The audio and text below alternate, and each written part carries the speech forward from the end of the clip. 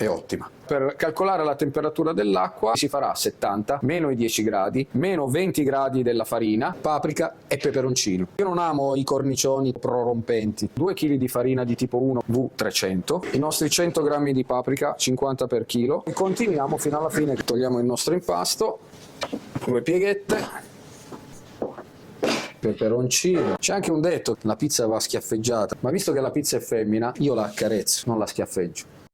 Ciao, sono Francesco Bellocchio, titolare e pizzaiolo della pizzeria 011 a Settimo Torinese, dove facciamo sempre 11 impasti alternativi. Oggi vi mostrerò uno dei nostri 11 impasti, che è quello con paprika dolce e peperoncino. Facciamo un impasto diretto, quindi anche se lo volete fare a casa è molto semplice. Dopo tanti anni di esperienza ho capito che per avere una buona maglia glutinica e quindi un impasto perfetto è molto importante la temperatura finale dell'impasto, che dovrebbe aggirarsi tra i 22 e i 25 gradi. Rimani fino alla fine del video che ti svelerò il trucco per ottenere la giusta temperatura dell'acqua ed avere un ottimo impasto. Abbiamo 2 kg di farina di tipo 1 macinata a pietra V300, mettiamo 50 g per chilo di paprika, quindi 100 g di paprika, deve essere quella dolce, uno perché ci dà un colore diverso ma anche a livello gustativo, 100 g di peperoncino fresco, 2 g di lievito secco per chilo di farina, quindi siamo a 4 g di lievito secco, di sale 3% e 3% di olio, siamo a 60 g di sale, 60 g di olio.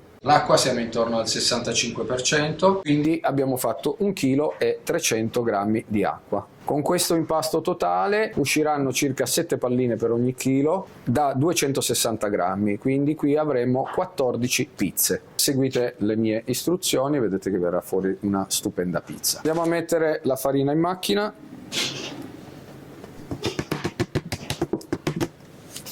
Ok, quindi ci sono praticamente 2 kg di farina, 4 grammi di lievito, i nostri 100 g di paprika, 50 per chilo, e misceliamo i nostri ingredienti. La farina sta già diventando bel rossiccio. Ora andiamo ad aggiungere il peperoncino fresco, anche questo 100 g, quindi 50 g per chilo. Ne metto 50, potete metterne in base a quanto piccante mangiate, diciamo. Andiamo a inserire l'acqua, ma non tutta, ne mettiamo circa un 60% e ci teniamo la restante acqua per sciogliere poi il sale. Andiamo con la macchina un pochettino più lenta ed adesso aspettiamo quei 5-6 minuti che si formi bene la maglia glutinica. Dopodiché andremo ad aggiungere del sale e infine chiuderemo con l'olio. Da questo momento lo facciamo girare 5-6 minuti in modo che si formi bene la maglia glutinica, dopodiché aggiungeremo il sale con l'acqua, partiremo con una doppia velocità e chiuderemo con l'olio extravergine. Tutto deve arrivare a un totale più o meno di 10 minuti, quelli che avevamo deciso all'inizio dell'impastamento. Raggiunta questa consistenza andiamo a mettere il sale praticamente al centro, ok? E un'altra parte di acqua praticamente a sciogliere un pochettino quella parte di sale, quindi si va a mettere così e si riattiva al massimo della velocità, quindi in 2 giri. Vedete che mi è rimasta ancora una parte di acqua, un pochettino di acqua, che andiamo a inserirla piano piano, sciogliendo il sale. In questo modo non andremo a rovinare quello che ha fatto fino adesso, quindi creandosi un'ottima maglia glutinica. Invece il sale, mettendolo sopra l'impasto, possiamo andare a rovinare un pochettino la maglia glutinica. In questo modo no.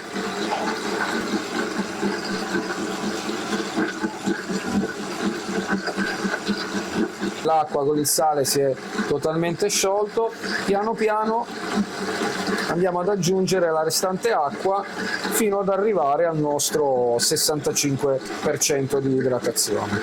Attendiamo ancora che si asciughi bene l'acqua, che venga assorbita dall'impasto e poi continuiamo fino alla fine, che ormai ce n'è rimasto veramente un goccio.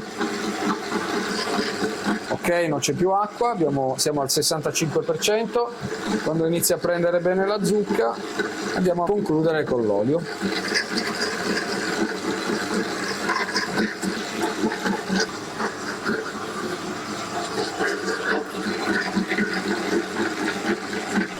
Ok, abbiamo finito il nostro impasto, andiamo a misurare la temperatura, siamo intorno ai 24-25 gradi.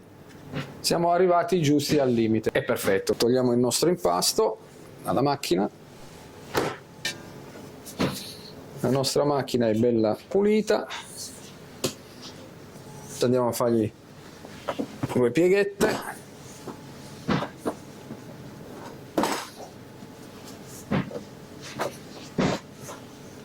Prima di fare le palline si riposerà una mezz'oretta, ok? Deve rilassarsi il glutine. Si mette un pochettino di olio sopra in modo da non fargli fare la crosta e poi, se volete, della pellicola. Il nostro impasto ha riposato mezz'ora circa. Andiamo a fare lo staglio, che, come vi avevo detto, noi facciamo una pallina di 260 grammi, ma anche questo lo decidete voi, se volete fare 280, 220, una romana, una napoletana, una contemporanea, decidete voi. Si va a chiudere la pallina, si va a inserire bene in modo che formi anche un po' di aria dentro e poi la si va a chiudere. Vedete i pezzettini di peperoncino, questi ci vanno a dare poi il gusto, questo è il colore.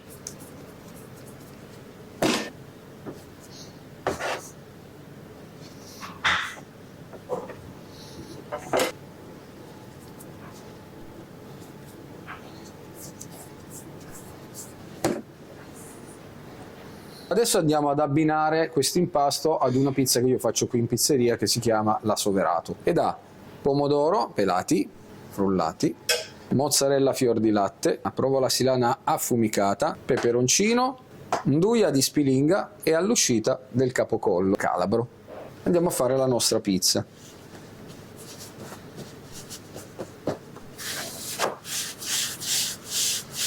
C'è anche un detto a Napoli che la pizza va schiaffeggiata, va aperta a schiaffo, ma visto che la pizza è femmina, io la accarezzo, non la schiaffeggio. Allora andiamo a mettere il nostro pomodoro, mozzarella, in questo caso è pretagliata, mozzarella fior di latte pretagliata. Andiamo a mettere in cottura la provola affumicata, peperoncino in questo caso non troppo, perché già c'è nell'impasto, però anche fuori fresco fa solo del bene, e dei pezzettini di nduja di spilinga, visto che sono calabrese, poi siamo qui a Settimo, il covo dei calabresi, ed andiamo al caldo.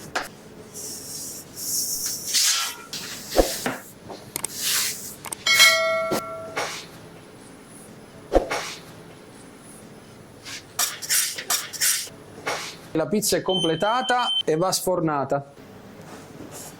E voilà. Io non amo i cornicioni troppo prorompenti, le giuste misure. Andiamo a mettere il capocollo.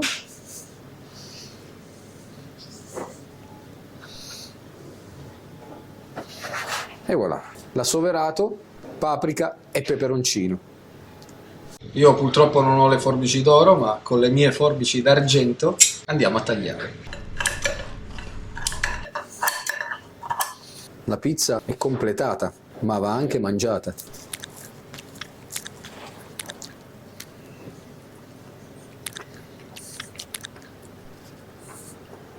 Naturalmente solo per i più forti, La buon calabrese è ottima. E adesso prova a farla a casa e scrivimi nei commenti se ti è piaciuta. Buon appetito. E comunque volevo dire, questa pizza una femmina non riesce a mangiarla. Poi se è calabrese magari sì.